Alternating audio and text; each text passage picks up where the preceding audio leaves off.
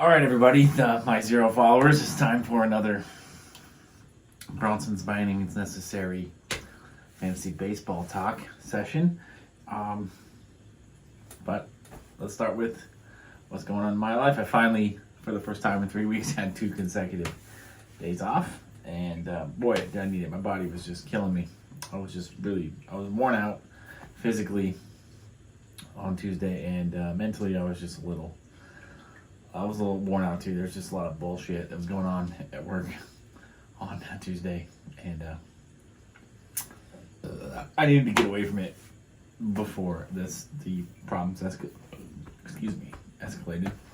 So took the 2 days off. My original ambitious plan was to go up to Seattle on Wednesday early in the morning, go to the baseball game. It was a 1 o'clock game. Spend the night, hang out in Seattle, a place that I love, but I don't spend nearly enough time in. And then come home tonight, probably around this time, and get ready to go back to work, feeling rejuvenated. That did not happen. I was so tired on Wednesday. I went home and I got up, went to work at UPS despite my best judgment. Did my shift, came home, passed right out, slept all morning. So I'm going to Seattle to catch the game, which was kind of the keystone of the whole trip. It was too late by then, so I was like, whatever, what am I going to do? So I went up to Mount St. Helens, which is, like 50 miles, roughly 50 miles from here, so not super far, but the distance, it takes a little longer to get there than your normal 50-mile trip because a lot of back roads, stuff like that. So it took about an hour and 15 minutes. Got up there, no indication that the roads were closed or anything until I got up there. The road was closed, the gate was shut, there's still snow on the ground. So I was a little depressed. I couldn't go to the viewpoint, the place that I wanted to go to originally. But I did stop at Ape Cave, which is this really cool cave. It's the longest continuous lava tube in the United States, and the 3rd longest lava tube in North America. That was really cool to go check that out. That was open. And then I stopped at the Trail of Two Forests, which is, like a little boardwalk, 1/4-mile walk, really short walk. You loop around it.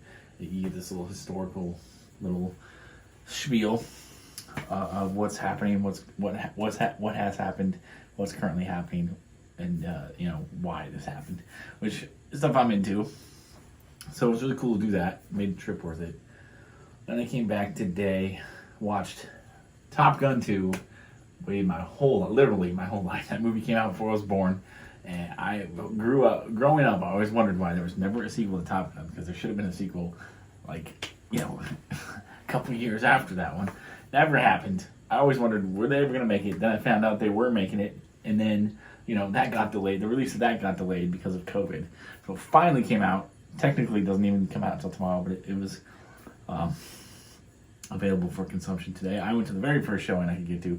I was not going to wait any longer for this movie. I've been waiting my whole life, and I was not disappointed. It was everything I could have ever hoped for in a Top Gun sequel, and it was great, fantastic. I'm not going to call it the best movie of the year, but it's up there.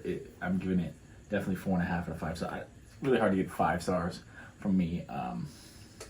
5-star movies are just like movies that just blow me away. Movies that I think are going to win Best Picture. Movies that are going to go down in history as a fantastic film. So the only 5-star movie I've given in the last 5 years was 1917. So that movie was fantastic. But this movie was great. There was everything. There was action. There was nostalgia. There was redemption. There was emotion. There was everything that you could want in that movie, plus some. And it's one of the few movies that had all this hype, and through all this time, I went in optimistic, but also realistic. Like, this movie, they took a really long time to make this movie. Is it really going to live up to the standard of the first one? And it did. So I'm very impressed. And I'm thankful for everybody who was involved in that project, for finally getting that project done and out for us. And I want to give a shout out to Tom Cruise. I know he's a little weird. A lot of people kind of are turned off by Tom Cruise because of his Scientology and all that stuff, but you cannot deny that the man is a fantastic actor. He really 100% commitment to his craft.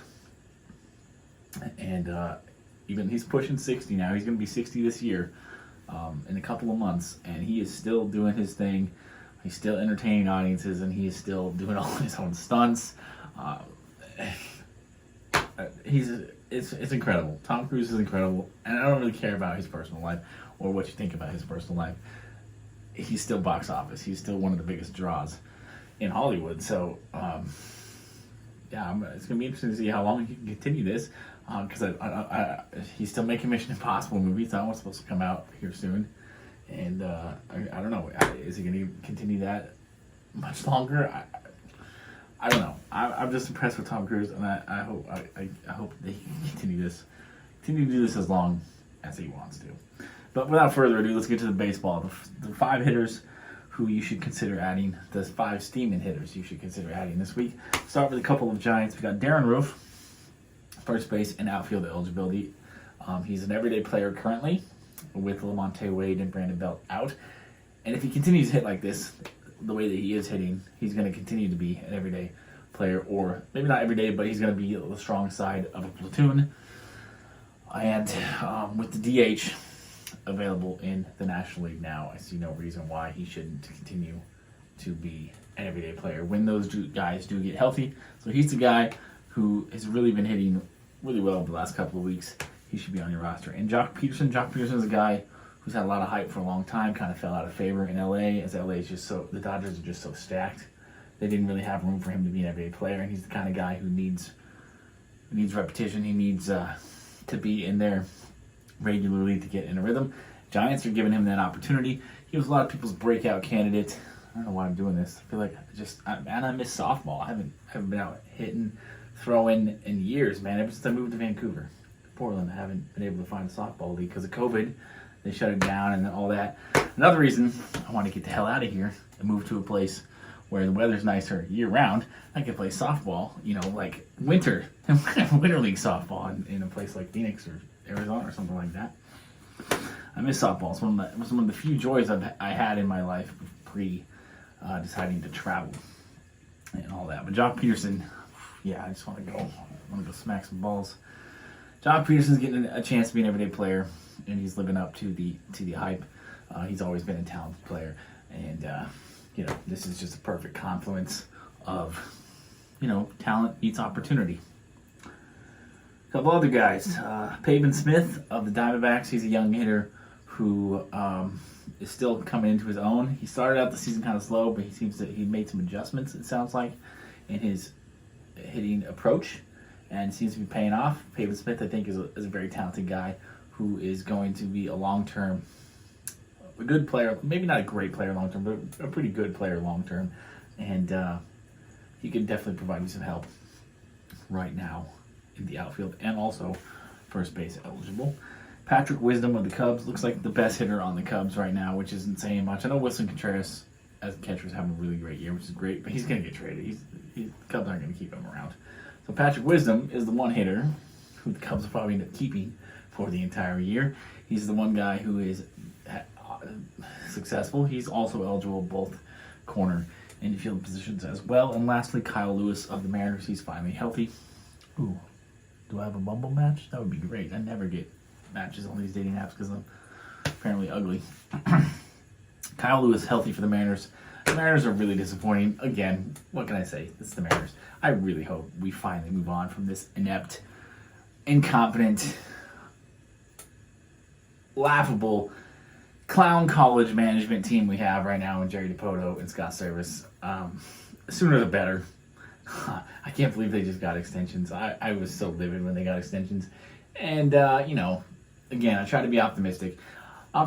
My heart is optimistic. My heart is always positive. My head is always realistic, which realism apparently is considered pessimism in today's everything is rainbows society that we live in, where you're not allowed to ever be unhappy or ever say anything negative. So But yeah, Kyle Lewis hopefully can stay healthy. He's been an injury concern his entire career, but he has definitely shown that he can produce when he's healthy. I'm praying that he stays healthy all season and helps lift the Mariners into the playoffs here, out of the freaking doldrums. They're in last place behind the freaking A's. The A's is a team that does not care anymore. They traded away everybody, and they're still a better team than us. But yeah, Kyle Lewis will be my... I got some players I need to move on from, like Luke Voigt at the top of the list. Someone I need to move on from. Kyle Lewis will probably be the guy I will be replacing him with either later this evening or tomorrow morning. Moving into the streaming pitchers for the weekend. Friday, I've got 3 each for you for Friday, Saturday, Sunday. So I'm pretty impressed with my research skills this time around, and the information that I'm able to provide you this week. And for Friday, we've got three guys who are owned in under 50% of leagues, so they are available and they qualify for the streaming tier. Obviously, every league is different. Again, I have to qualify this. Every league is different. Some pitchers that are above the 50% threshold may be available in your league, and they are probably better starting pitcher options, such as Mackenzie Gore, who's hovering around 55, 60%. And he's been lights out this season. The reason his ownership is so low is because he got moved to the bullpen for a brief period of time, but he's back in the rotation now, with Mike Clevenger facing another possible season-ending injury that could propel Mackenzie Gore into the season-long rotation, which would be great for everybody who has him. But these are my three, no particular order here really. Jameson Taillon of the Yankees against the Rays. I know the Rays are a tough team to pitch against at Tropicana Field, but Tropicana is a pitcher-friendly park, and Jameson Taillon has been decent enough this year. He's over 100 points already this season in fantasy scoring that he seems like reliable enough to put up another decent start to get you either ahead or keep you afloat. In your matchups this week, Zach Eflin is coming off a 12 strikeout game against the Dodgers. That's pretty impressive, right? So facing the Mets. Mets are pretty good this year. I'll give them credit. They're off to a good start. They may actually live up to expectations this year. It's still early. We'll see. I feel like the Mets are going to do what the Mets like to do. Probably, maybe. I don't know. Buck Showalter's a fantastic manager, but Zach Eflin's still a good start against the Mets. I like him to put up another productive, positive game against the Mets. Alex Faedo, one of the young, hot prospect pitchers for the Tigers that they seem to be turning out yearly these days. He's facing the Guardians, a team that for the past couple of years has not been able to hit too super well. Moving on to Saturday, again in no particular order, we've got Michael Lorenzen of the Angels. He's off to a really strong start. He's getting an opportunity to be an everyday starter. A member of the starting rotation for the first time in his career, and he is definitely proving that the Reds, as you can see on the field, are inept, and they should have given him an opportunity years ago. And he'll be facing the Blue Jays, a team that on paper looks like a tough matchup, but the Blue Jays are really struggling at hitting the baseball right now, which is understandable. It's a very hard thing to do. I don't think that struggle is going to continue, especially as the weather warms up. But Michael Lorenzen is a hot hand, and the Blue Jays are a cold lineup. Perfect confluence of talent versus opportunity today or Saturday. Johnny Cueto, White Sox. Johnny Cueto looks to finally maybe be back to being the pitcher that he was.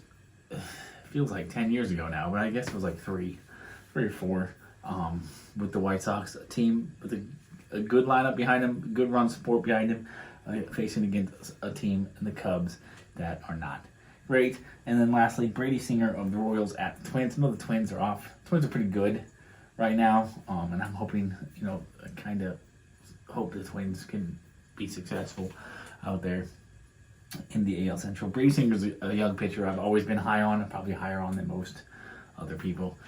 I think Brady Singer, he's strung together like 3 decent quality starts in a row. Man, it's really hot in here. I don't understand why. I'm going to adjust the temperature. That probably is a good reason.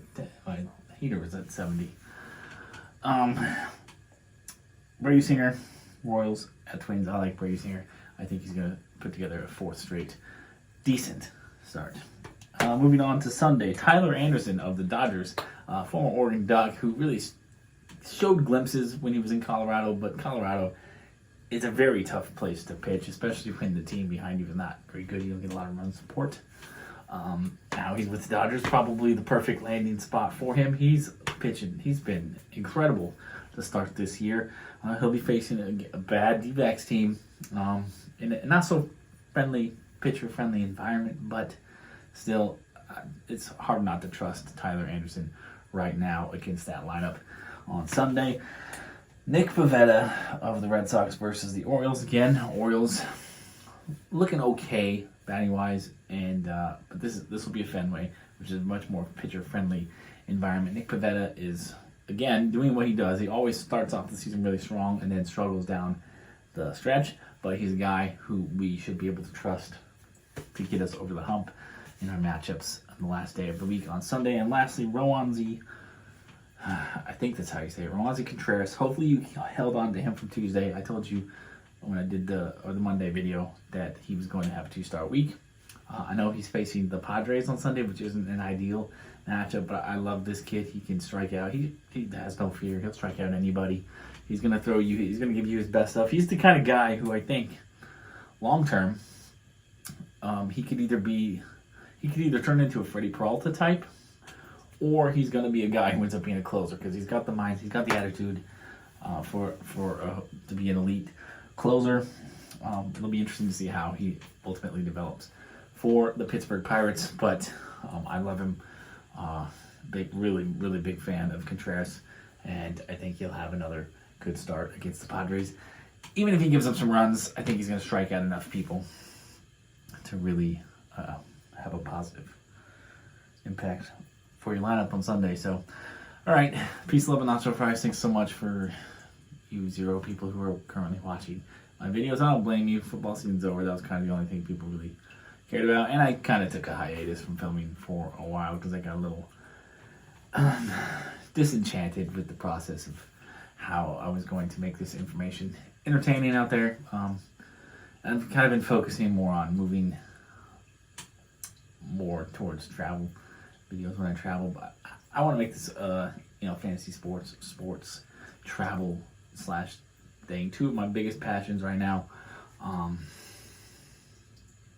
not trying to do this for fame and notoriety, even though that would be kind of cool if somehow I got famous doing things, something I love. Like, that's kind of everybody's dream, right? Is to do what you love and then it doesn't feel like work. But that's, again, that's my heart being optimistic, my head being realistic. But anyway, yeah, let's end this. Peace, love, and nacho fries. Stay blessed. Have a good night and good luck in your matchups.